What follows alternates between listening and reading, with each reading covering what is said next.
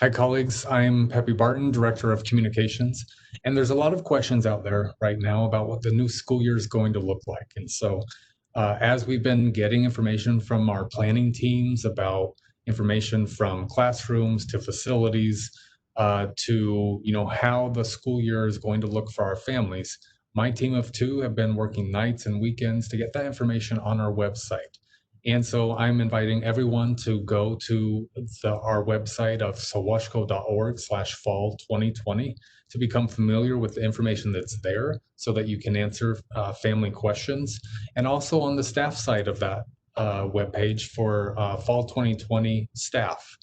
And I'm just going to show you a few of the sections on those websites so that you'll be able to confidently navigate the web pages for the information you're looking for. So I will just share my screen here.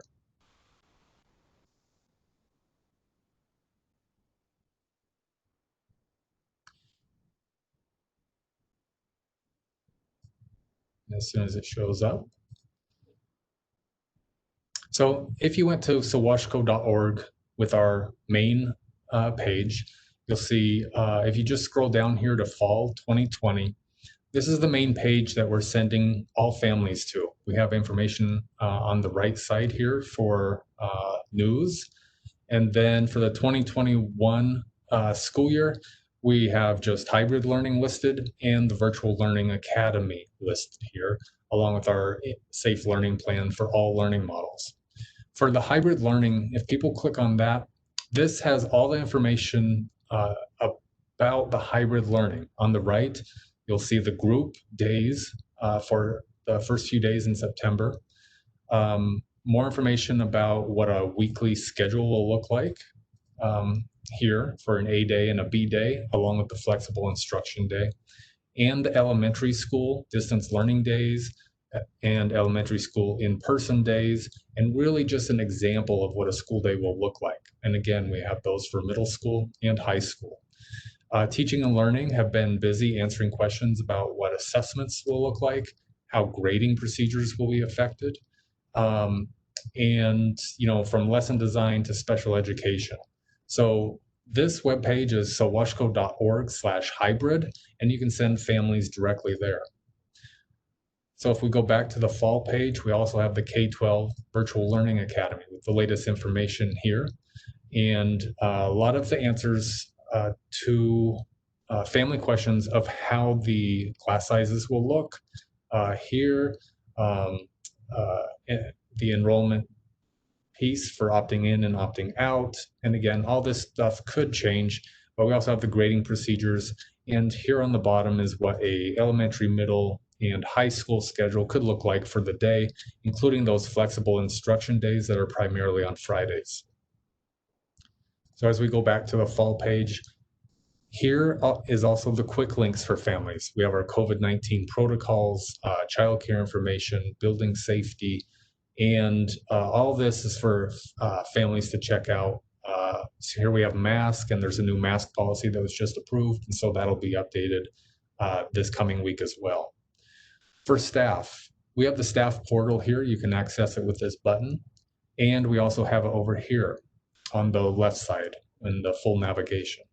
So if you click on staff portal, this is where the staff information is really being hosted as we get that information. So you'll see here, we have an overview of all the learning models that are could happen during the year.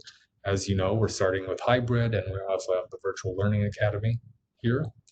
And here's quick links for staff, which does relate to building safety, COVID-19 protocols, health and safety, HR specific questions, transportation, technology, nutrition, and also materials. So on a couple of these quick links, I'll just click on building safety for an example.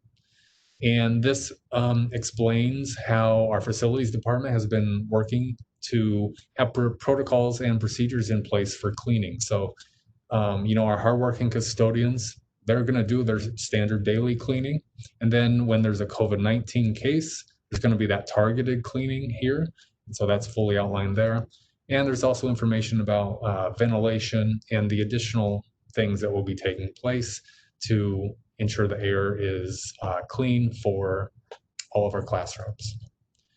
If I go back here, materials. This is a spot where you can find posters or signs for your classroom, as well as information related to our new face covering policy and other items like 10 things for families to do to prepare for school. So even if we look at that, it's a nice short one pager that can be shared with families easily. So you'll want to look at these materials here to see if any of them apply to what you need. The other thing that's important for staff to know is about the COVID-19 protocols page. Our licensed school nurse and Napoleon in health and safety and security has really been gathering these best protocols so that you'll know what to do on, what the health office assessment screening protocol is, and then also the COVID-19 positive case protocol. And so I would suggest that all staff log in with their Google account to view this so that you can see the type of process that's in place when a positive case is reported. And part of that is a communication. So if we go back to the COVID, I'm gonna click on the COVID-19 communications and the communications protocol. One of the big questions that we're often receiving is, how will I know about a case in my building or my classroom? How is that communicated to staff? How is that communicated to families? And so this list here shows you in general how communications will happen. And this is all based off our work with the Minnesota Department of Health. And so you'll see blue to green to orange to red here. And the blue is a very basic scenario where if a student or a staff member or even a parent learns that someone from the neighborhood or a family friend or non-household family member tested positive for COVID-19, there's no risk to our school community. So there's no communication for that. And then in the green there, if a person thinks they may have been exposed to COVID-19 or they believe they're experiencing symptoms, but they don't have test results back, they could be a potential risk. And so that individual would be asked to stay home and to report their test results once received. And there would be no communication for that either. For that first yellow, if a person tests positive for COVID-19 and they were inside a district building, in general, what MDH is telling us is that that's low risk. So generally, no one in the building is at risk unless they've been identified to be in close contact with that person. And those individuals would be communicated with. But in general, a communication would not go out to families and staff. But depending on the situation, we may consider a communication to staff in the building. Now for that second yellow, if a person tests positive for COVID-19, but it's determined that social distancing was in place and they did not have close contact with others, whether it was in a classroom, childcare setting, or a program athletics team pod, that's a low risk from what NBH is telling us. And so individuals who practice that social distancing are not at a greater risk than if they were walking around in public areas.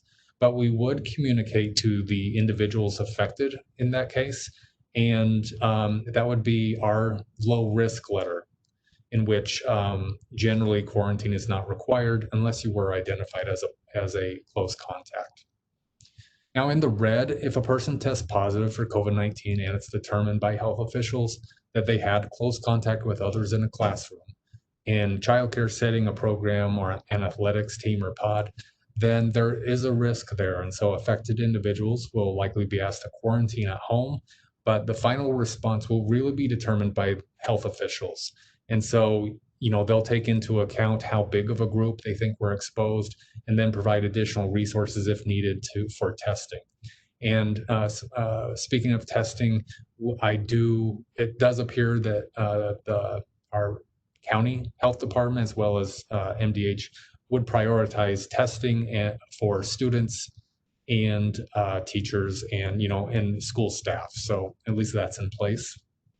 And so for this red here, we would communicate to the affected individuals in that classroom, care setting, or pod.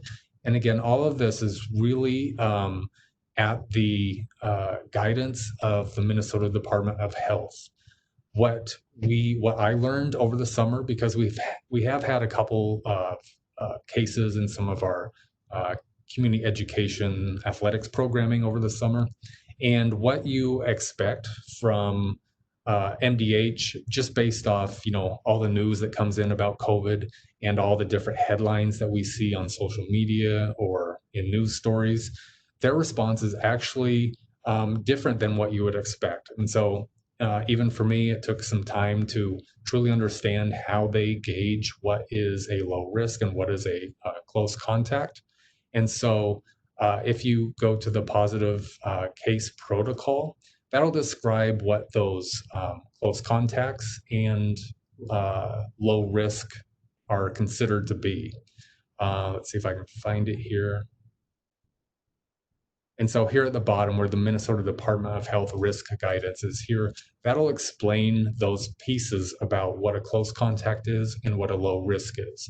And so what you expect may not be what the guidance is from the Minnesota Department of Health. So that's an important thing to remember. And when we are communicating out, we are still adhering to student and staff privacy. So if you do learn of a case, you can't communicate that out, because we don't want to violate anyone's privacy in this respect, especially as it pertains to health. And Minnesota Department of Health will guide us in who is communicated to and how that information is shared out. So again, on the staff portal, the COVID-19 protocols page is an important place to go. And new just today is the staff COVID-19 self-reporting form. And so if you click here, staff will now be able to self-report any symptoms or if they're experiencing symptoms of COVID-19 and waiting for a result, and other information that may be pertinent to a specific case for staff. So that's new today. You'll want to check out the information in the next staff newsletter that you're probably watching this in for more details about that. And I think that's all to share for now. If you have any questions related to communication for COVID-19 cases, please review that COVID-19 communications protocol page in the staff area, and that's sawashco.org/fall2020 staff, and that'll take you directly to that staff-centered page. So have a good week.